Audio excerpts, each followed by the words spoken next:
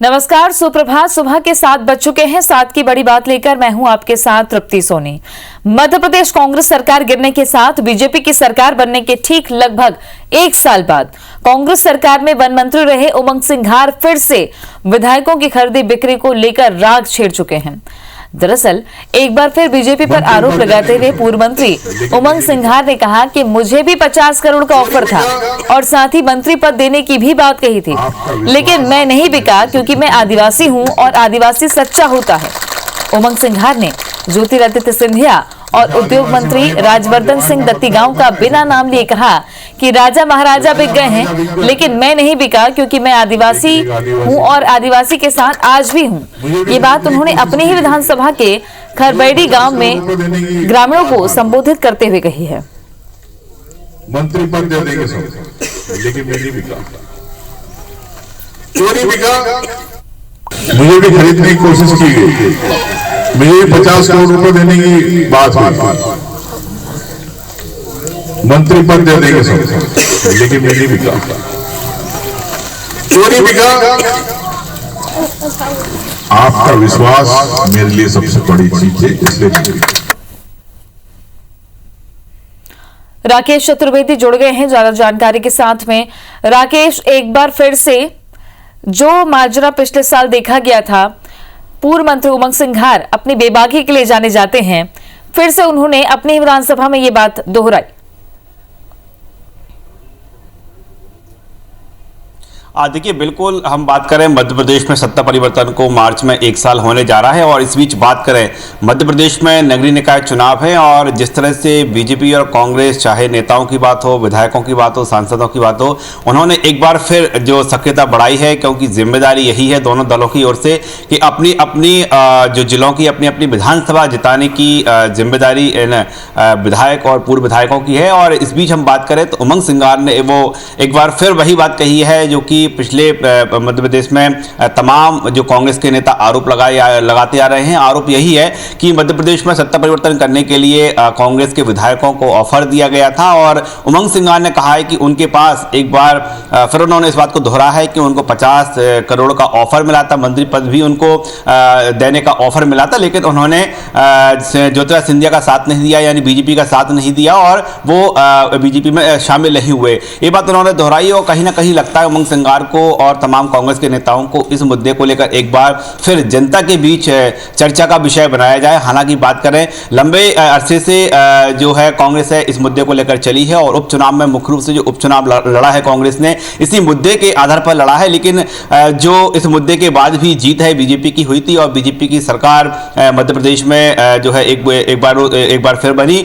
लेकिन अभी बात करें तो कांग्रेस को फिर उम्मीद है कि इस मुद्दे के जरिए, इस चर्चा के जरिए जनता के बीच एक बार फिर जाया जा सकता है नगरीय निकाय चुनाव में और उमंग सिंघार ने वही करने का प्रयास किया है। हालांकि उमंग सिंघार की बात करें वो बेबाक इसलिए भी माने जाते हैं क्योंकि न सिर्फ वो अपने विपक्षी दलों पर निशाना साधते हैं बल्कि अपने दल के भी दूसरे गुटों पर, उनके दूसरे गुट हैं उनके निशाने पर रहते हैं। तो उमंग सिंघार की बेबाकी बिल्कुल चर्चा का विषय रहती है, लेकिन एक बार फिर उन्होंने ये चर्चा छेड़कर कि हाँ उन्हें भी ऑफर मिला था, 50 करोड़ का उनको ऑफर दिया था, उनको मंत्री पद का ऑफर भी दिया गया था। उन्होंने एक बार फिर सियासत को गरमा दिया है और हम देख पा रहे हैं कि जिस तरह से कांग्रेस और बीजेपी दोनों की ही रणनीति है, उमंग सिंघार इस बेल्ट के जरिए, क्योंकि वो जिस इलाके से आते हैं जहां पर उन्होंने बयान जारी किया है वो धार जिले का बेल्ट है और वहां पर आदिवासी बाहुल ये पूरा बेल्ट है और कहीं ना कहीं उमंग सिंघार को जो जिम्मेदारी मिली है कि उनको स्थानीय जो निकाय है वहां पर उनको वो फतह करना है, तो कह सकते हैं कि उमंग सिंघार इस मुद्दे को एक बड़ा कांग्रेस का मुद्दा मानकर चल रहे हैं और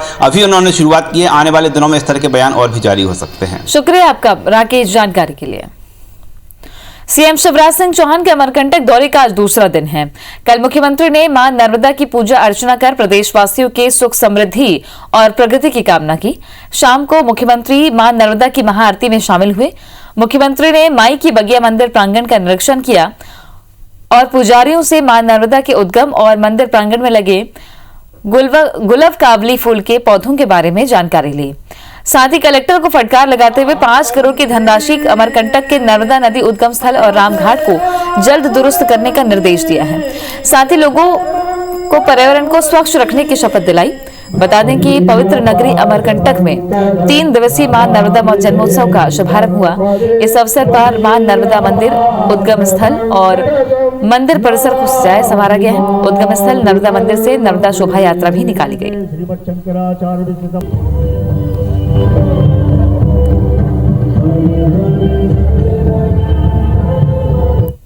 आज अगर ये पवित्र संकल्प हम ले लें कि नर्मदा मैया में गंदगी ले जाने देंगे तो नर्मदा जयंती सार्थक हो जाएगी। और अगर कोई गड़बड़ करे तो बाबा को कठोर कदम उठाने की सहमति देते हैं आप? तय करना पड़ेगा। नर्मदा जयंती के दिन से एक संकल्प ले रहा हूं, उस समय भी हमने तय किया था पेड़ लगाएंगे। मैं 1 साल तक लगातार रोज 1 पेड़ लगाऊंगा, अमरकंटक से उसकी शुरुआत करूंगा।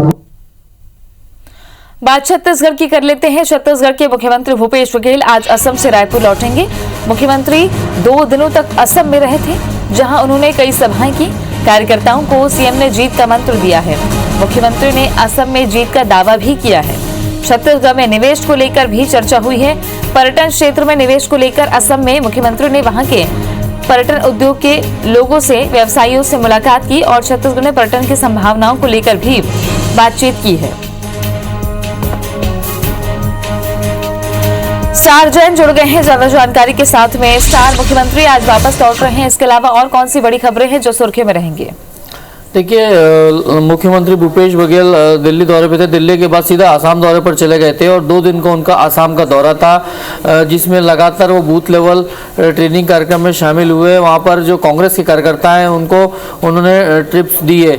इसके साथ ही साथ वहाँ पर उद्योग जगत के लोगों से भी मुलाकात की, उनकी टूरिज्म इंडस्ट्री से जुड़े हुए लोगों से मुलाकात की और छत्तीसगढ़ में इन्वेस्टमेंट के लिए और पर्यटन की संभावनाओं के बारे में उनको जानकारी दी और उस प्रकार से उन्हें छत्तीसगढ़ आने का न्योता दिया है।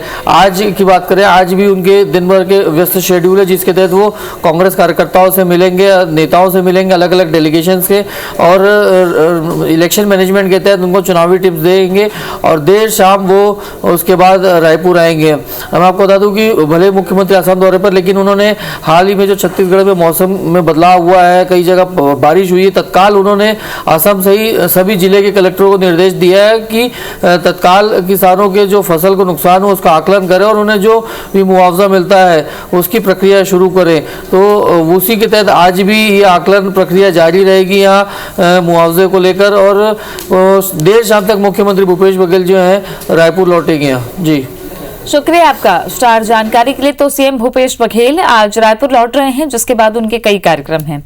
बहरहाल खबरों में आगे बढ़ते हैं। कृषि मंत्री कमल पटेल ने नरसिंहपुर में नर्मदा नदी में हो रहे अवैध उत्खनन के खिलाफ मोर्चा खोल दिया है। जबलपुर संभाग कमिश्नर को लिखे पत्र में कमल पटेल ने नरसिंहपुर कलेक्टर पर गंभीर आरोप लगाए हैं। कमल पटेल ने पत्र में लिखा है कि नरसिंहपुर जिले में नर्मदा नदी में अवैध उत्खनन पर तत्काल कार्रवाई के लिए 17 फरवरी को कलेक्टर को निर्देश दिए थे, लेकिन कलेक्टर ने कोई कार्रवाई नहीं की। नर्मदा नदी में लगातार अवैध उत्खनन जारी है। मंत्री कमल पटेल ने पत्र के जरिए कहा कि अवैध उत्खनन को रोकने के लिए खनिज अधिकारी, खनिज निरीक्षक, एसडीएम, तहसीलदार और थाना प्रभारी के खिलाफ तुरंत अनुशासनात्मक कार्रवाई करें। साथ ही अवैध उत्खनन करने वालों के खिलाफ भी कार्रवाई करने को कहा है। अवैध खनन और पनडुब्बी से रेत निकल रही पानी में से, पोकलैंड मशीनें चल रही पानी में से, मैंने कमिश्नर जबलपुर को निर्देशित किया और टीम बनाकर संभाग से जांच कराने के आदेश दिए और इसमें जो भी दोषी हो, ठेकेदार हो चाहे कितने बड़ा माफिया, उसके खिलाफ कार्रवाई करें, एफआईआर करें, राजसात करें वाहन और रासुका की कार्रवाई करें। और जो भी अधिकारी कर्मचारी इसमें संलिप्त है, इसमें सहयोग कर रहे हैं अवैध खनन में, उनके खिलाफ सख्त कार्रवाई करें, अनुशासनात्मक निलंबन की कार्रवाई करें और एफआईआर करें। मध्य प्रदेश के कैबिनेट मंत्री राजवर्धन सिंह दत्ती गांव धार के दौरे पर पहुंचे, जहां उन्होंने बदनावर विधानसभा क्षेत्र के कई गांवों का दौरा कर कार्यकर्ताओं और आम लोगों से मुलाकात की। उन्होंने मीडिया से भी बात की। मध्य प्रदेश में शराबबंदी के सवाल पर बोलते हुए मंत्री राजवर्धन सिंह ने कहा कि शराबबंदी का फैसला नेतृत्व के ऊपर है। ये नेतृत्व तय करेगा कि मध्य प्रदेश में शराबबंदी होगी या नहीं। वहीं पेट्रोल डीजल के आसमान छू रहे दामों और बढ़ती महंगाई पर उन्होंने कहा कि कोरोना संक्रमण काल के दौरान सरकार की राजस्व प्राप्ति के साधन कम हुए हैं। साथ ही तेल की अंतर्राष्ट्रीय कीमतों में भी लगातार बढ़ोतरी हो रही है और इसलिए पेट्रोल डीजल के दाम बढ़ रहे हैं। उन्होंने कहा कि लोग सड़क, बिजली, पानी, इलाज, सब्सिडी सभी चाहते हो तो पैसा कहां से आएगा? राजस्व प्राप्ति जहां से हो रही है वहां से सरकार कर रही है। ये सर्वदत्त बात है कि कुछ ऐसे विभाग होते हैं जहाँ से राजस्व प्राप्ति होती है, सब प्रदेशों को होती है, उसमें से आबकारी भी एक विभाग है। और पूरे देश में जो नीति है उस नीति पे कार्य होता है, तो नेतृत्व अगर तय करेगा तो सुधार होगा। सीधी बस हादसे में चौथे दिन भी लापता लोगों का सुराग नहीं लग पाया है। अब सर्च ऑपरेशन घटनास्थल से 35 किलोमीटर दूर रीवा के सिलपरा नहर तक पहुंच गया है, जिसमें एनडीआरएफ और एसडीआरएफ की टीम समेत अन्य सुरक्षा बल लोगों की तलाश में जुटे हुए हैं। सीधी के पटना नहर में बस पलटने के बाद से 51 लोग काल के गाल में समा गए, जिसके बाद प्रशासनिक अमला लगातार लापता लोगों की तलाश में जुटा है। दरअसल भीषण सड़क हादसे में 51 लोगों के शव निकाले गए हैं, मगर अब भी 3 से 4 लोग लापता हैं, जिनकी तलाश का दायरा प्रशासन ने बढ़ा दिया है। रीवा के सिलपरा नहर में सर्चिंग की जा रही है, लेकिन अब तक लापता लोगों का पता नहीं लग पाया है। हालांकि घटना के बाद मुख्यमंत्री शिवराज सिंह चौहान ने परिजनों को ढांढस बंधाते हुए सहायता राशि सौंपकर जांच का आश्वासन दिया है।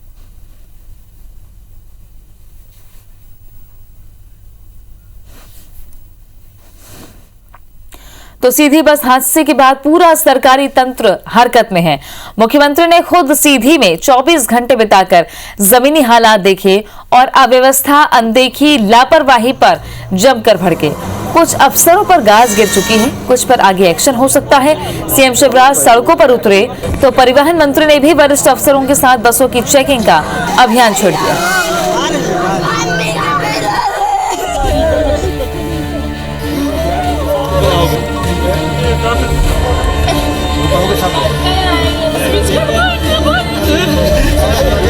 मैं ये कह रहा हूँ सरकार की कायदगी है।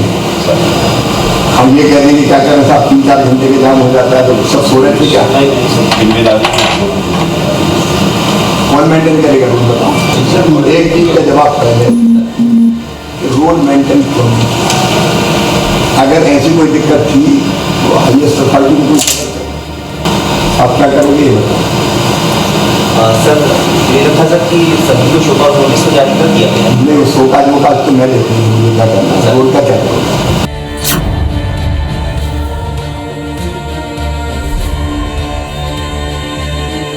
सीधी हादसे के 38 घंटे बाद मुख्यमंत्री शिवराज सिंह चौहान कुछ यूं तल्ख तेवर के साथ अधिकारियों पर बरसे।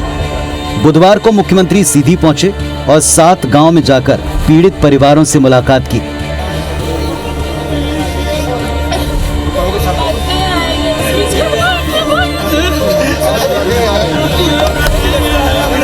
जमीनी हालात देखने के बाद मुख्यमंत्री ने आरटीओ और रोड डेवलपमेंट अथॉरिटी के एजीएम और जीएम को निलंबित कर दिया। मुख्यमंत्री ने अधिकारियों से सीधे आगे का एक्शन प्लान पूछा। सीएम की सख्ती का असर ये कि गुरुवार को प्रदेश में परिवहन मंत्री और कमिश्नर खुद वाहनों की चेकिंग करने सड़कों पर उतरे। पूरे प्रदेश में 7 दिन के लिए विशेष चेकिंग अभियान की शुरुआत हो चुकी है।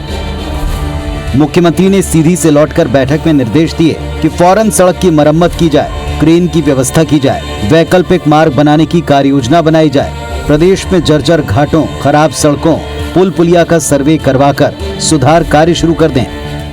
वो रिपोर्ट हमारे पास आएगी जांच की, लेकिन हम इसकी तह में भी जाएंगे। मेरा किसी से राग और द्वेष नहीं है, लेकिन गलती अगर कोई करता है तो उसको सजा भुगतने के लिए तैयार रहना पड़ेगा। कई खामियां पाई गई, किसी के परमिट नहीं मिले हैं, किसी का अभी आपने देखा कि इमरजेंसी गेट बंद था। इमरजेंसी गेट बंद होता है क्या? कितनी बड़ी गलती करते हैं लोग। जो भी कमियां पाई जा रही हैं उसमें इनको बंद किया जा रहा है। परमिट निरस्त होंगे, किसी की फिटनेस निरस्त होगी, कई को थाने भेज दिया जाएगा और ये प्रक्रिया निरंतर चलेगी। एक तरफ सरकार ने सीधी हादसे से सबक लेने और एक्शन में आने के सारे संकेत दे दिए, तो दूसरी तरफ हादसे वाले दिन 2 मंत्री जब सीएम के निर्देश पर सीधी पहुंचे थे, ठीक उसी वक्त प्रदेश के परिवहन मंत्री गोविंद सिंह राजपूत एक कार्यक्रम में हंसते मुस्कुराते नजर आए थे। मौत के बढ़ते आंकड़े और उस तस्वीर के सहारे कांग्रेस ने परिवहन मंत्री को हटाने की मांग की। विपक्ष के मुताबिक सरकार का ये एक्शन, ये चेकिंग अभियान कोरी नौटंकी है। विपक्ष ने सवाल उठाया, सरकार हर बार हादसे और कई मौतों के बाद ही क्यों जागती है? जब तक 50-100 लोगों की जान नहीं चली जाए, चाहे रोड एक्सीडेंट हो चाहे नहर हो, तब तक ये एक्शन मोड में नहीं आए। इसलिए किसी भी मामले में अगर एक्शन मोड में नहीं आए, PWD के और किसी भी, तो आपको वेट करना पड़ेगा कि कब जा रही है 50 लोगों की, मध्य प्रदेश के लोगों की जान, तभी एक्शन मोड में आएगा। लंबे चले रेस्क्यू ऑपरेशन के बावजूद सीधी हादसे में अब तक 3 लोग लापता हैं, जिनको तलाशा जा रहा है। दूसरी तरफ सरकार और प्रशासन की मुस्तैदी को देख कुछ सवाल अब भी हैं। जितनी तत्परता हादसे के बाद दिखाई गई, वो नियमित तौर पर क्यों नहीं होती? अब भी प्रदेश के कई हिस्सों में खराब सड़कों पर ओवरलोड बसें खतरे का सफर करवा रही हैं। उन पर लगाम कब तक कस पाएगी? देर से सही, लेकिन क्या ये मुस्तैदी, ये मुहिम आगे भी जारी रहेगी? सुधीर दंडोतिया, IBC 24, भोपाल।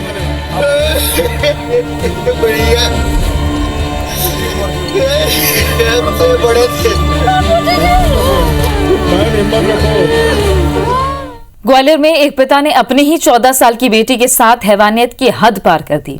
जहां एक बाप 1 महीने से बेटी के साथ दुष्कर्म कर रहा था। इतना ही नहीं, आरोपी पिता के एक दोस्त ने भी मासूम को नशा कराकर दुष्कर्म किया। दर्द से तड़प रही बच्चे से जब मां ने पूछा, तब कहीं जाकर बेटी के शोषण की कहानी सामने आई।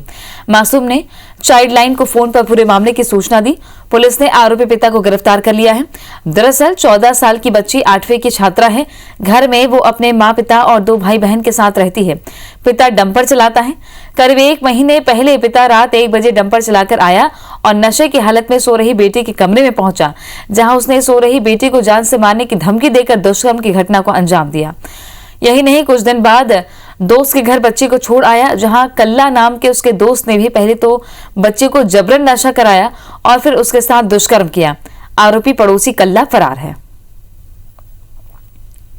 के साथ पहले पत्नी के साथ दूसरों को लिया करके गलत संबंध करवाता था,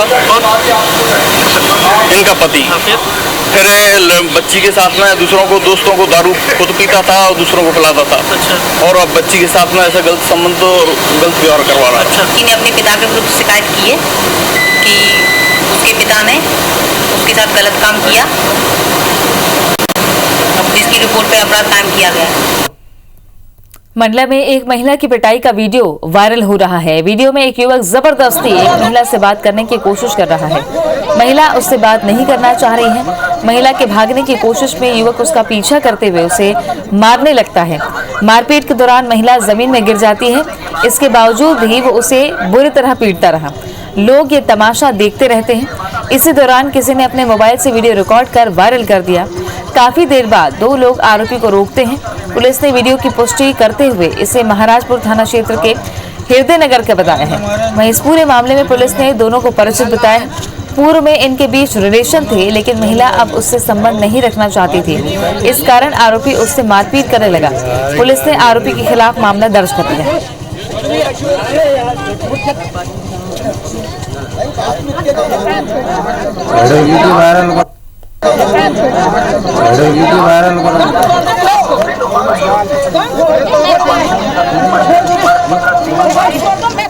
भरे बाजार में महिला के साथ में मारपीट की, जिससे पूर्व में उसके परिचित रही है। इसके आधार पर थाना महाराजपुर में इसके नीलू रजक के खिलाफ केस दर्ज किया गया है। छेड़छाड़ का 354, 327, 294, 506 का। इसमें अग्रिम कार्रवाई की जा रही है। प्रदेश सरकार के स्कूल खोलने के निर्णय ने सूरजपुर में स्कूली बच्चों के कोरोना पॉजिटिव मिलने का मामला सामने आया है। जिले के प्रतापपुर ब्लॉक के पंछीडाड़ मिडिल स्कूल के 2 छात्र कोरोना पॉजिटिव मिले हैं, जिसके बाद से प्रबंधन के होश उड़ गए हैं। छात्रों के पॉजिटिव मिलने की जानकारी प्राचार्य ने पत्र लिखकर डीओ को दी है। प्राचार्य के मुताबिक स्कूल खुलने के बाद आज प्रतापपुर स्वास्थ्य विभाग की टीम कोरोना जांच के लिए कल मिडिल स्कूल पहुंची थी, जहां 10 कक्षा के छात्र छात्राओं के एंटीजन टेस्ट किट से जांच की गई, जिसमें 2 छात्र कोविड पॉजिटिव मिले हैं। इधर छात्रों के पॉजिटिव मिलने के बाद प्राचार्य ने डीओ को पत्र लिखकर आगामी 1 सप्ताह तक स्कूल बंद रखने की बात कहते हुए पॉजिटिव छात्रों को उनके परिजनों के साथ भेजकर उन्हें आइसोलेशन में रखते हुए उपचार कराने की सलाह दी है।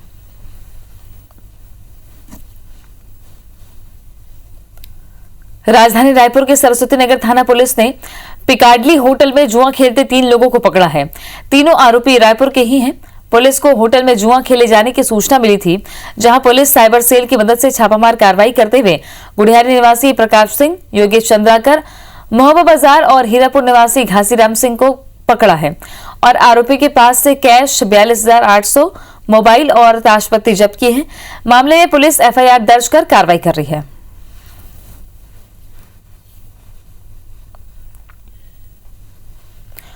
साथ की बड़ी बात में आज के लिए बस इतना ही। आगे देखिए छत्तीसगढ़ी भाषा में खबरों का बुलेटिन अमर बानी हमर गोट श्रवण के साथ।